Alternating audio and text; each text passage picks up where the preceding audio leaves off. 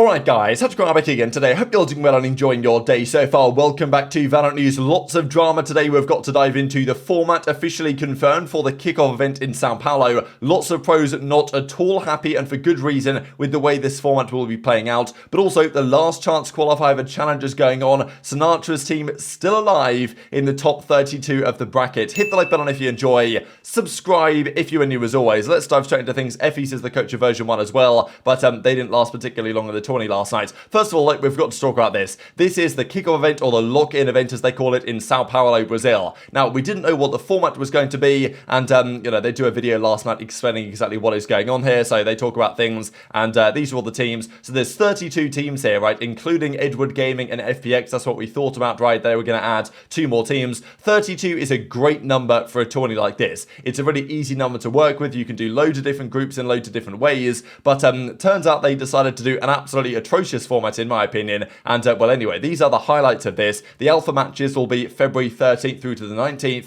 the omega matches, so basically there's 2 groups going on here. Not really 2 groups, there's 2 sides of the brackets, both alpha and omega, so just A and B, don't know why they've done that, but whatever, will play out until 2 teams remain from both groups. Each match will be a best of 3, and then final stage, remaining 4 teams play through semis and finals. Matches in this stage will be best of 5, and then there's a grand finals winner. So this is the way they are kind of describing the format. I've never seen a tournament format graphic look quite like this. It's quite a nice way to describe it, but it also shows that it's a bit of a gimmick, to be honest, especially because, look, single elimination is what this is, right? These teams that play on the outer ring, they play against the team next to them from different region to their own region. If they lose that series, they're out of the tournament, done and dusted, single elimination. Now, of course, many big tournaments, you look at tennis, you look at, football or whatever, like a lot of these tournaments, the World Cup, for example, is from at least the playoff stage, single elimination. You lose, you're done, GG, out of the tournament. But at the same time, getting to that point involves some degree of seeding, right? Like the better team is usually up against a weaker team, theoretically, at that point of the tournament. And also in esports, one of the luxuries of esports is that because it's not so tiring as real sports, you actually can do double elimination, and it works, I think, much better for most cases. Especially because in this case, the seeding is effectively randomized. I don't know exactly how they've come up with which players or which teams are playing which teams, but I'm sure many will be already looking at the fact that on the right-hand side here, Sentinels play Fnatic round 1. Sentinels arguably going to be the strongest team in North America. Certainly they should be up there. Fnatic arguably the strongest roster on paper in the entire world. They play round 1 single elimination. One of Fnatic and Sentinels goes home at the very first hurdle within literally a few days of the tournament beginning, which is absolutely ridiculous, but it is what it is. That's what Riot have decided to do. This to me is pretty pathetic, right? So anyway, before I talk about why it's pathetic in more detail, I'll just discuss all the first round matchups. So one of these teams on the left-hand side is going home immediately. Koi versus NRG, Detonation versus Giants. So think about the Sentinels and Fnatic have an incredibly hard matchup round 1, and some of these teams just get blessed. I mean, no disrespect. Gen.G, Loud, FPX, Carmine Corp, BBL, DRX, Cloud9, PaperX is another massive one, right? Cloud9, PaperX round 1. One of those teams goes home. Heretics, EG, MIBR versus Talon. And then on the other side of the bracket, Liquid versus Secret, Na'Vi Crew, Zeta, Leviathan, Vitality Global Esports, Fit Esports, RRQ, 100 Thieves versus Edward Gaming, pretty spicy, right? And then Sentinels, Fnatic. And if Sentinels or Fnatic win, they then play T1 or Furia, also a pretty tough game. And if they win that, they probably play 100 Thieves maybe. So, I mean, yeah, it's a crazy stacked bracket. I don't really know how they've come up with this, other than saying just, oh yeah, this team from this region, just randomize whatever region they're playing against. Okay, perfect. Let's just go with that. Yeah, not a big fan. Now, Leo from VALORANT Esports explains why. They've got 32 teams. Our known and loved double elim format will be back for Masters Tokyo with 32 teams. Double elim becomes impractical unless you want a month-and-a-half long tournament, so we built a pretty unique and intense format for the lock-in. Now, they considered doing a best of 1 group stage, but they thought best of 1 sounded wrong, didn't feel right, so they decided not to do that. But let's be honest here, right? Best of 1, if that doesn't feel right to them, surely doing single elimination with effectively no seeding involved surely also doesn't feel right. The reason why this frustrates me is just a few years ago in the Call of Duty side, which I, basically come from that scene, they used to do a 32 team, just like this is, World Championship tournament with all 32 teams, and they used to do it in 5 days. It used to be Wednesday, Thursday, Friday, Saturday, Sunday. They would start off with 8 groups of 4 different teams. It would be single round robin within those groups. They'd play each other in what was best of 5s in Call of Duty, kind of the equivalent of best of 3s here in Valorant. Or you could potentially do in Valorant like a double round robin best of 1, where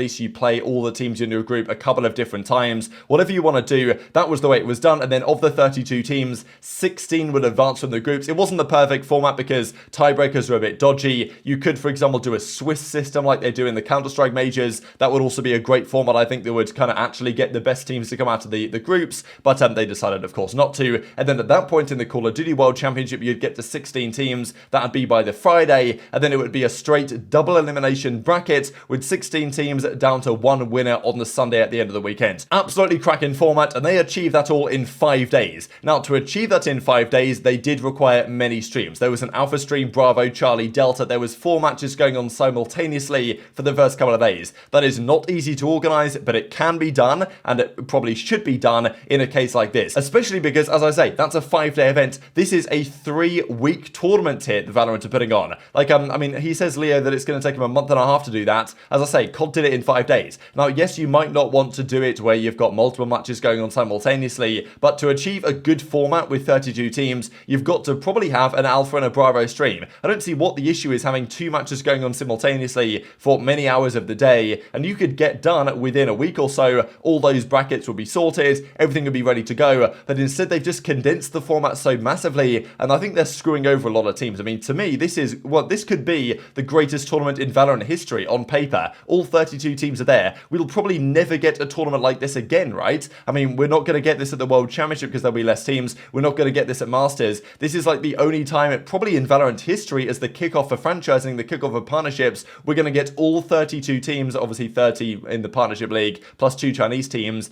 in the venue. And yet they've come up with a pretty terrible format which does not do any of this justice, in my personal opinion. So, I mean, look, as Flynn says, best of ones didn't feel right. Well, a single match in the new meta with no info. And that's the thing. Single match, new meta, no info on the other team. Don't have any strats or information on the other team to prepare for. Like, I mean, it could be absolute random, the first set of matches, to be honest. Like, even as Chet says, who kind of had the most, stark response to this, flying to Brazil, have no info on the other team because it's the first matches with the new meta, and it's single elim. What an absolute joke of a tournament to kick off the year. Even Ye says, to be honest, I love the fact that there's so many teams, but single elim is rough, and he can understand Ye because he plays Paper Rakes round 1. At the moment, there's a massive meta shift, 2 new maps in the game, tons of buffs and nerfs, not to mention every team is a new one. Kind of sucks to potentially go there, play 1 best of 3, and then go home. Even Zekken goes on to say he's missing like 3 weeks of school for single elim, could play 1 game against Fnatic, might be the best team in the world, who knows. They could lose, and then he's done for, right? You know, job done, go home, top 32 placing, playing 1 match against what could be the eventual tournament winners. Like, it's an absolute shambles, in my opinion, especially because it's basically been randomized. If there was some seeding involved here, which you really can't do because you don't know how good the teams are, then it would be not acceptable, but at least less unacceptable. But as it stands, like, to me, it's an absolute joke, to be honest. Even as Tarek says, can't fun at all. Format in Brazil is brutal. Teams essentially practicing to travel there, have to like quarantine, I think, potentially, to play 1 single in best of 3. I'd imagine time constraints force right to do this, but as I said, time constraints shouldn't really be an excuse. It's a 3-week tournament. They have time to execute this. It starts in the middle of February, ends in like the week and a bit into March. Like, other tournament organizers have achieved way more in a similar time frame,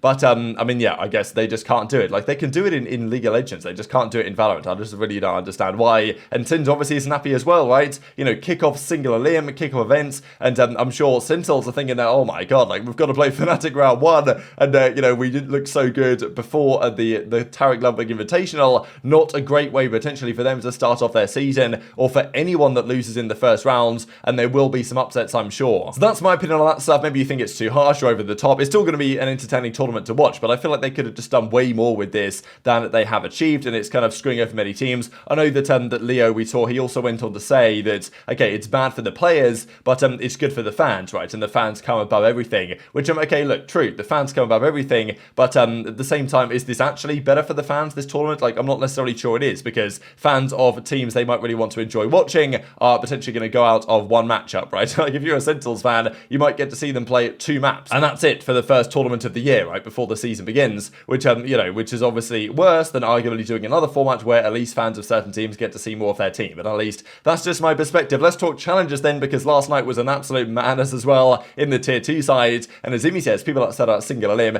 challengers don't even know the map pool yet, which is also kind of fair enough. Now, version 1 got kind of taken out relatively early on, the round of 64, so, there was some questions about whether they made the right changes, because the former Cloud9 and white team, losing Katsumi, losing Bob, like whether that was going to be for the better, turns out probably wasn't. They go out without even making it to the round of 32, but Untamable Beasts, baby, they did make it through, and this is just hilarious to me. So last night on stream, Untamable Beasts were going off on the main stage, and watching these matches was just so hilarious, because in fairness, Prod was okay here, but I mean, Sinatraa was just playing 1v9 some of the times, like they were often trolling some of these matchups as well. Marv would just like not communicate at all, and then just clutch a ridiculous 1v3. Like it's a hilarious team, to be honest, and Prod was getting entries with like just the Bucky and stuff. It's absolute madness. But in the end, Untamable Beasts, the Sinatra's team that is currently on the grind, still is making it through. They managed to make it all the way through the bracket last night to make it to top 32. So these are all the teams that made it top 32. The Nation, of course, made it, and there's a lot of different teams here, so we'll see it in a second. But if we scroll down, we will indeed find Untamable Beasts down here towards the bottom, and they did manage to make it all the way through this bracket. Here we go. So a couple of 2-1s, a couple of close series, but they did get to top 32, which means if we scroll all the way up here on VLR, that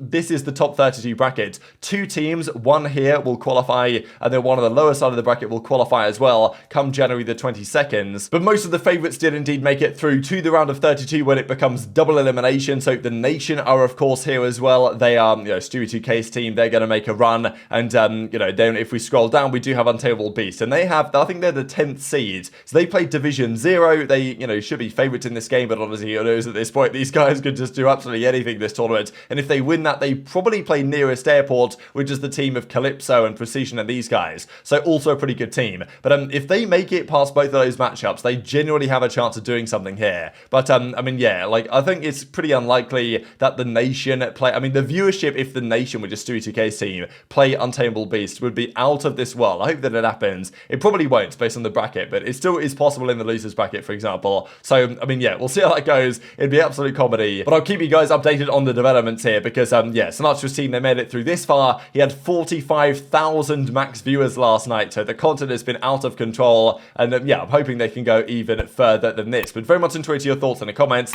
Hit the like button if you enjoyed, subscribe if you're new, take care, and I'll see you next time.